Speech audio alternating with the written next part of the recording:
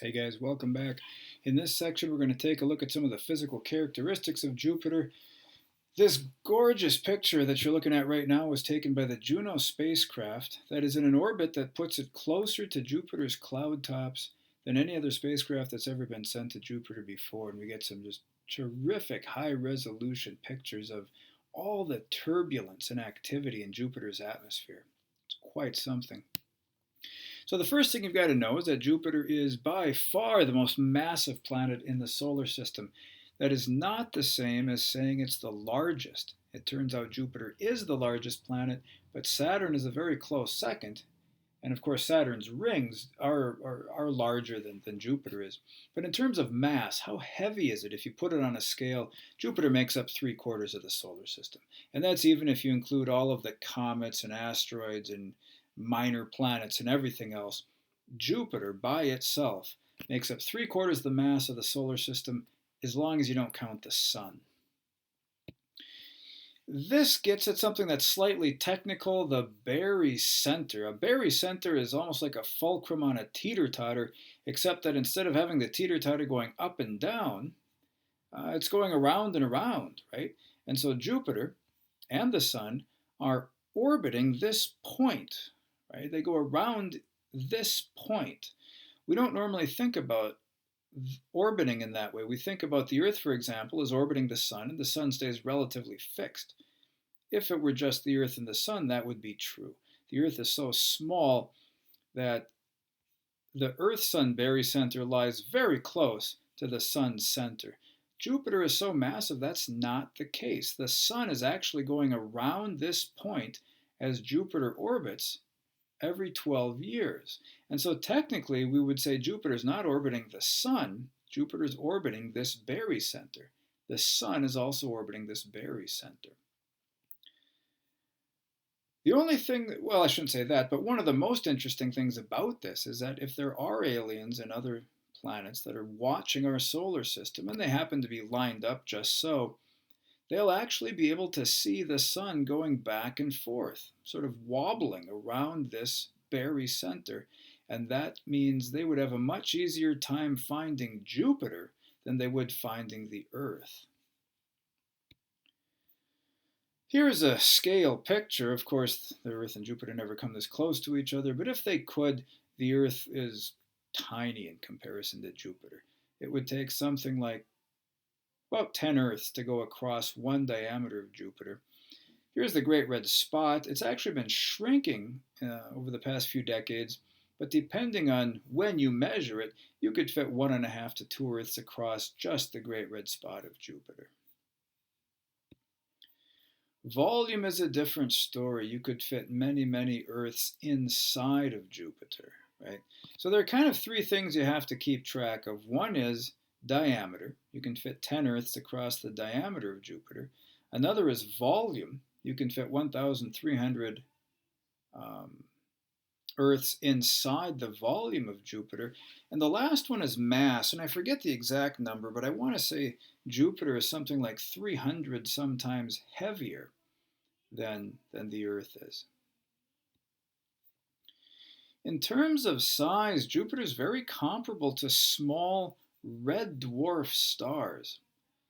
In this picture, you can see the sun, well, a piece of the sun, and these are the 4 terrestrial planets. This is a star called TRAPPIST-1. TRAPPIST-1 is wobbling back and forth because it's being tugged on by at least 7 planets. Now, we don't have images of these planets, but we're very confident they exist. There's a number of ways to measure that, but one of them is how much they tug on this TRAPPIST-1, this red star, as they orbit it.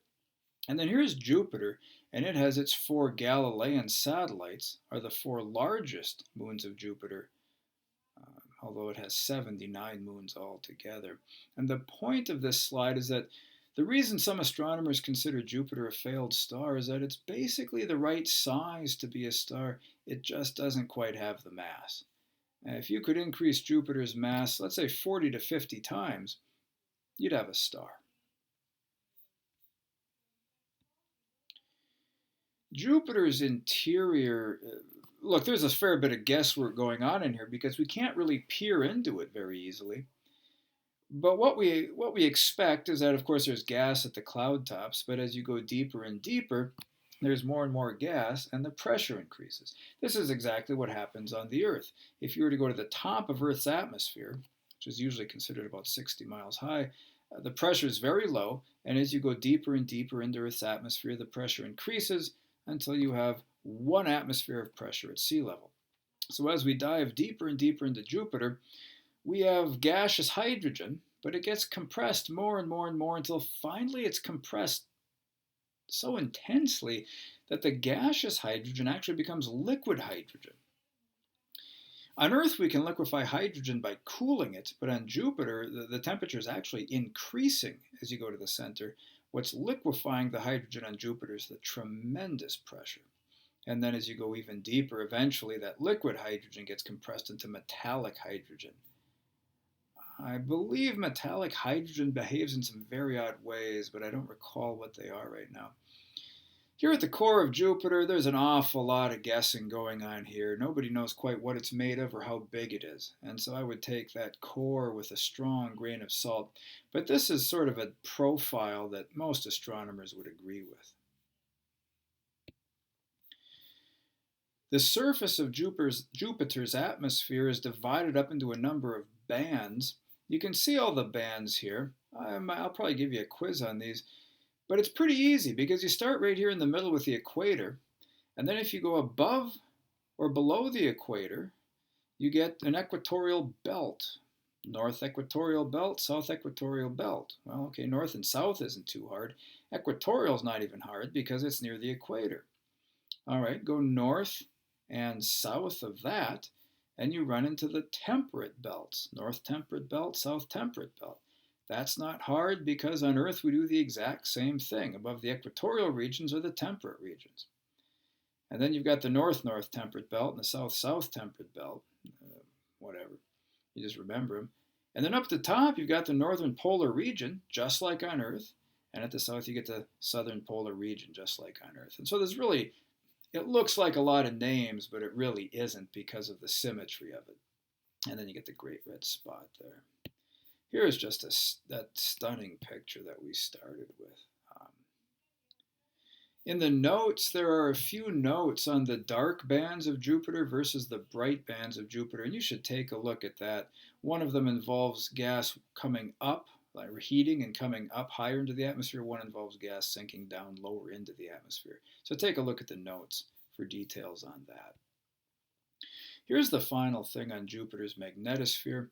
Jupiter's magnetic field is what that basically means. And the idea is that Jupiter has the largest magnetic field in the solar system. It's boosted by all the volcanoes on Io. Jupiter's gravity squeezes Io. Io releases all of that energy that's put into it, all that heat energy, by erupting. Particles that erupt out of volcanoes on Io sometimes get ionized. They become charged particles that make up this red band called the Io plasma torus, and that's really pumping up or amplifying Jupiter's magnetic field. And then you get the 4 Galilean moons. Io's right here, creating the Io plasma torus. Europa's out here. These are terrible places because of the amount of radiation you'd receive. Ganymede's out here, still receiving a fair bit of radiation. Callisto's far enough away that you could live on Callisto for many years and not have to worry about radiation damage. If people ever do go to Jupiter's system, they'll probably live on the surface of Callisto.